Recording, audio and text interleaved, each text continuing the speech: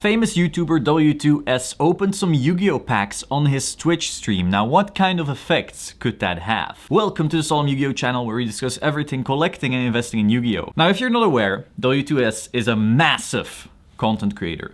He has 15.6 million subscribers on his YouTube channel. He's known for a variety of games. I noticed mostly like FIFA, football kind of stuff. I'm not actually at home in that, so if you're a big fan of him, let me know. I would love to learn as well. But so a while ago, he tweeted out something along the lines of, oh, everyone's so hyped about Pokemon, but Yu-Gi-Oh was the shit. Something like that. I'll put up the tweet right here if I find it back. And I found that interesting because I was like, I feel that same way. As far as actually playing the game goes, Yu-Gi-Oh beats Pokemon as far as count of regional attendance, but obviously when it comes to sales, there's way more kids still opening these packs, so you can rage on and on. Let's not get into that. But it did show, cool, there's this massive guy who's gonna try something in Yu-Gi-Oh! So, yesterday on his Twitch stream, he decided to open up some LOB, Legend of Blue Eyes packs. What I really loved about it was he was just excited. He was excited to revisit his childhood, open up some packs and just enjoy that experience. He wasn't going, whoa, this card is $3,000, you guys. Whoa, we're making some profit. Oh yeah. I'm such an investor, you know. Whoa, this is an Like, he was just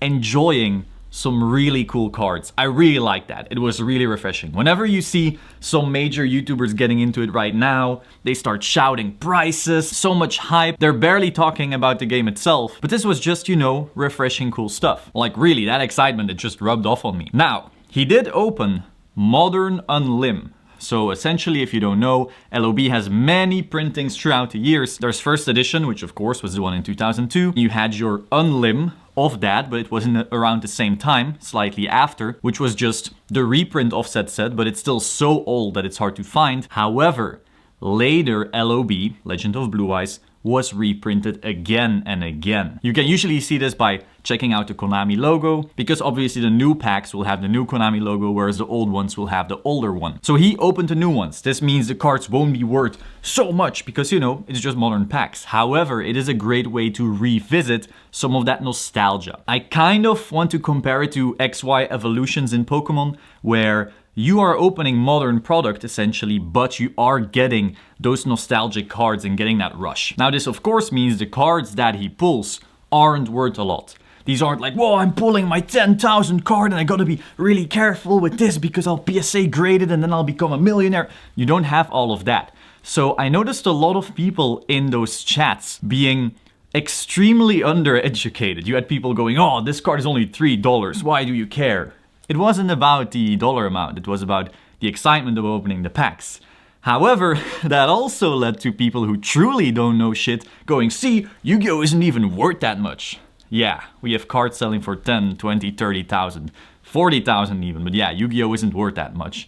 Holy fuck. So, you know, just seeing the general uneducatedness when it comes to these markets is flabbergasting to me, like in Pokemon, because so many people have been so loud about the money and the money and the money. When someone's just excited to open some packs, people start judging because they truly don't know what the fuck they're talking about. Talking about the chat, of course. It was also cool to see how obviously he wasn't trying to make this into a spectacle where, oh, we're opening this insane box. He didn't plan everything out, you know. He set up his camera and went, okay, what do we unbox on? Oh, maybe this binder? No, maybe this wood? Like, no playmats, anything. The sleeves he used were like very rigid ones. I want to say something like Ultra Pro or some brand, but that aren't the soft ones that you usually want to use when you're sending off for grading. Now again, that didn't matter at all. These were just modern cool cards. But so yeah, just seeing that organic interest, not trying to make everything perfect, was really cool. Now, ideally, of course, as he started doing this more, it'd be cool to see him evolve. Maybe he gets some sweet playmats to have some extra protection like that. Maybe he gets his softer sleeves, so it's also a bit easier to insert, you don't scratch up as easily. Now again, if he keeps on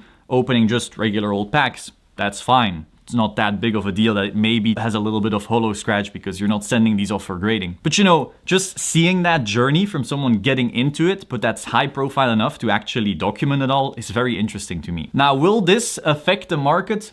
Honestly, maybe a little. Maybe we will have a little bit more people checking out eBay and the prices and the old school cards. But the thing is, when Logan Paul and so forth started doing their breaks and made this into a big thing, they were essentially still at the middle of the hype. Whereas now that Pokemon already started going down again, except for the top end, I don't know if this is actually the right time to re-hype something like that. I don't think that's gonna happen. I do think we'll see some new people being interested, but I don't think you should expect something major like what happened before. People's attention spans are very short and, you know, it's always going to the next thing. Now, maybe this is the next thing, but I doubt that. However, we'll see. Again, no one can predict the future. Now, what I'm interested in is if he starts unboxing more. Of course, I assume he'll get the softer sleeves. I assume he'll get some play mats. I assume he'll get maybe a cool binder for it, some card savers maybe, you know. He grows into knowing all of these things, maybe get someone to give him input on certain things, maybe prices, maybe what's the chase card of each set and so forth. But I also wonder if he'll transition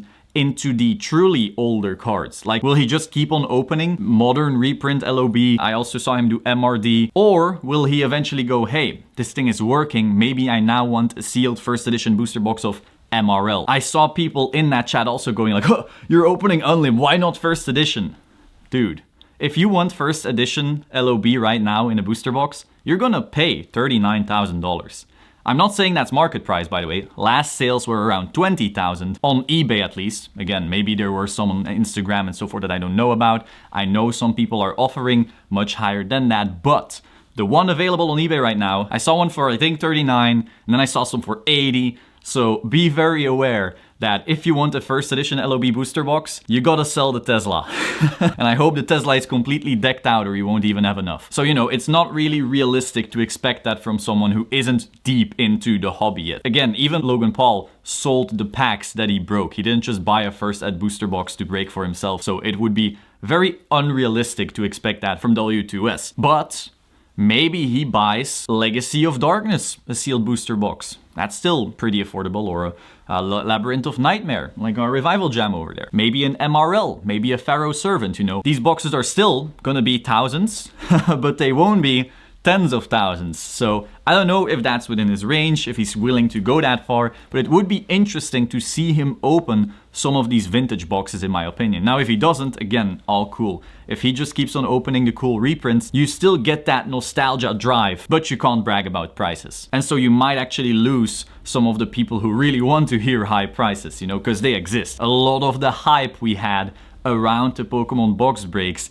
was little kids going, wow, look, this card is so expensive, wow, wow, wow. If you don't have that, a little bit of that hype goes away, even though some might argue that hype is a bit toxic. But I'll leave that in the middle. So that's basically wrapping it up. I find this fascinating. He's in the start of that journey. It'll be interesting to see if he learns all these little things, how much hype this creates, does this change the market?